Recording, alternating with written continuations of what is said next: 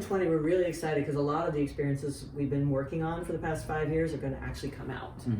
And we've been working on them with the 4 Keys and designing new mechanics, or actually we've been designing mechanics to create new experiences in the body. I gave a talk in 2007 or circa around then about, where I laid out a roadmap, and 2020 was the goal. And my first talk about the 4 Keys, I said, well, imagine in 2020, what are the games we're going to play? So we're really excited to be delivering, we hope, some of these games with this, more deeper emotions, more social bonding, more interesting challenges, lots of the emotions of movies, right into the gameplay. So we're super excited about delivering those in 2020, and or in that time frame. And then we're also really excited with what's changing with technology, with the emergence of smart glasses, for example, where we're going to be able to project computer images into the world. I was just on a panel, I just moderated a panel with Shelley from Lockheed Martin, and she's getting a 99% increase in efficiency by projecting stuff through HoloLens onto the Orion spacecraft that they're assembling. Wow. And we just don't hear that kind of thing. We got that kind of productivity leap is incredible. So we're really excited about that. And I think that we're going to understand a lot more about what humans are. So that's my background in psychology. I would read in psych from Stanford.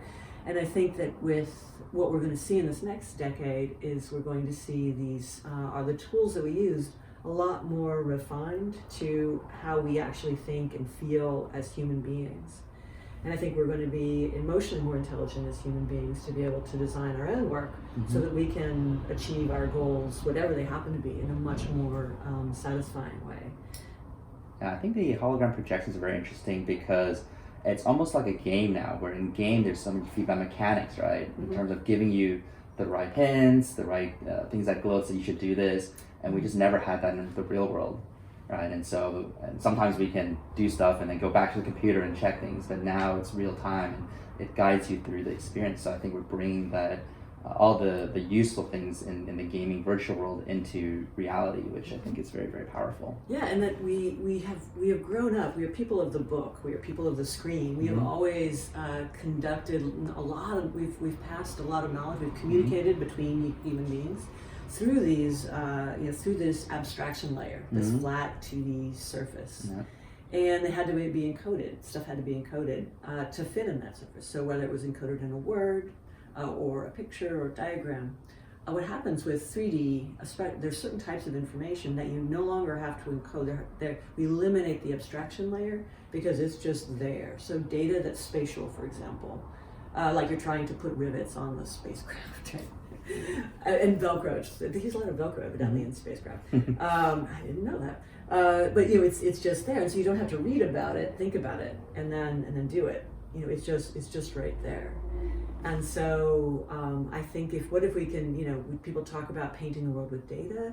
Well, what about painting the world with emotions? What about painting the world with these hooks that we can use as human beings to these guiding things that can help guide us to become better artists, more successful researchers, more creative, more smart, making more smart stock trades. We've got a client that's doing AI, data 3D visualizations. What's that? So I'm very excited about that. Yeah, that's very aligned to what I've been talking to my audience about human-focused design as opposed to function-focused design. Right. So function-focused is your optimized for efficiency, so data-driven. But human focused design optimized on emotions and motivation. And sometimes not the most efficient, but actually people enjoy the experience. They want to come back to it. Right, if you enjoy it, and then just like if you think about if you've ever thought about why the doodle on Google is there. They do it for the holidays, but they do it for more than just the major holidays. And so it's like, wait a minute, what's that? So you get curious and maybe you click through, maybe you don't.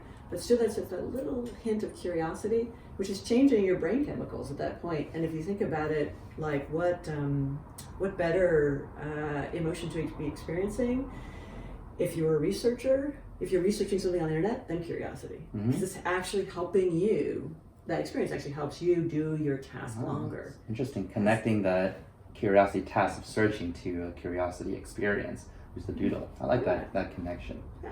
Great. So why don't we dig more into your framework? Sounds good. 4Keys2Fun. So I'll lead in with a question, but you can guide however the conversation you want in the way you would like to present it.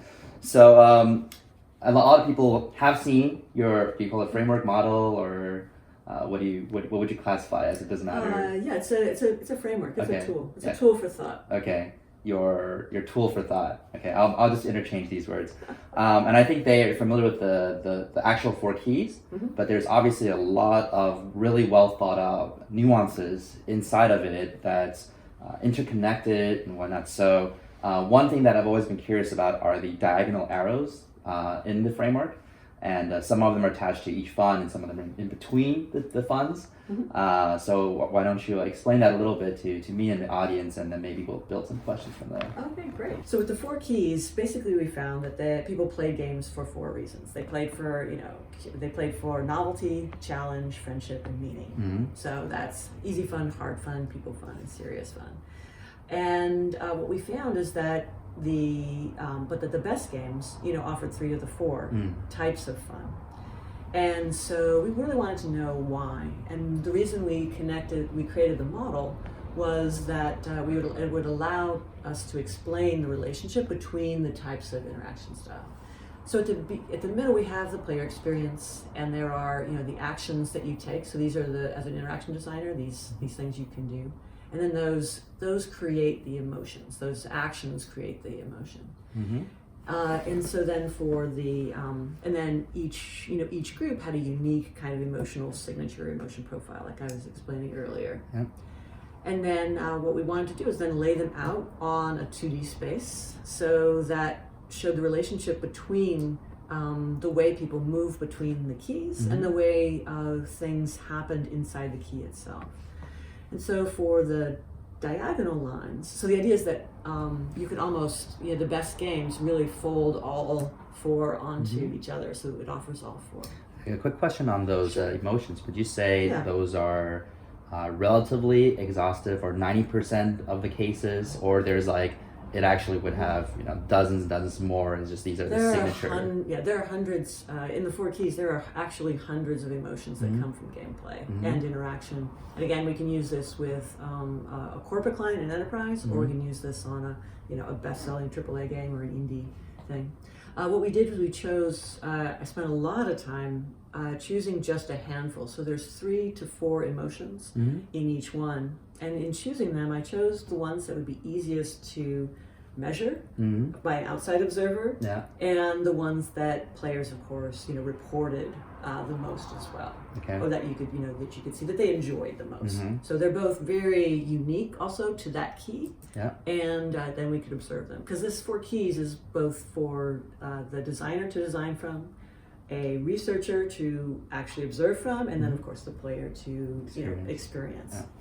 So these are just the top, kind of top level, and with our clients we go much deeper. So the diagonal arrows, which ones were you thinking of? The I guess here to just first understand what do they represent? The orange ones in the center and the side blue ones. What do they represent? Yeah. So if you think of this as origami a little bit, it will fold. It'll fold up, and there are multiple layers, of information on top of here. So one thing that we noticed, so for example, if we were to take, hard fun and easy fun, just take those, that these were really in the game world. They were the world of the game. Yeah. And then if we then switch to people fun and serious fun, these actually impacted the real world. There was a lot of impact. So your social relationships, you're bonding with your friends. Yeah. It was serious fun. You were working out, getting smarter. You were earning money, changing the real world. Yeah. So that's, so we found that they separated this way. Okay, so hard fun and easy fun is more of the play nature. So it Yeah, may not inside the have any game world. impact, but you enjoy it. Yeah, and it's really you're really designing the focus. The result of it is really inside. It's in the constraint of the world, the game world that you see. So this is more fantasy, and here we're looking at has more impact in the real world. And of course, it doesn't mean it's void of the other side. In game world, you have these two, and the real world you have these, but it's more of a signature. They're dominantly in one. Yeah, and as a tool for design, as a design tool, you can then focus on you would just focus on one part of the diagram and then pull that up, and then focus on another part and pull that up.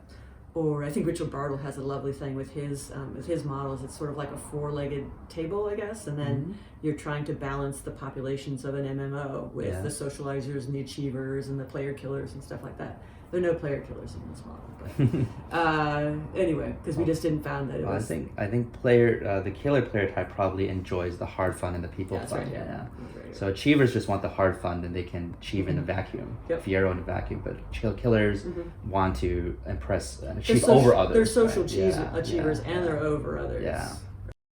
Can you believe there's actually a part 3 to this series? I can. I actually made it, so check it out.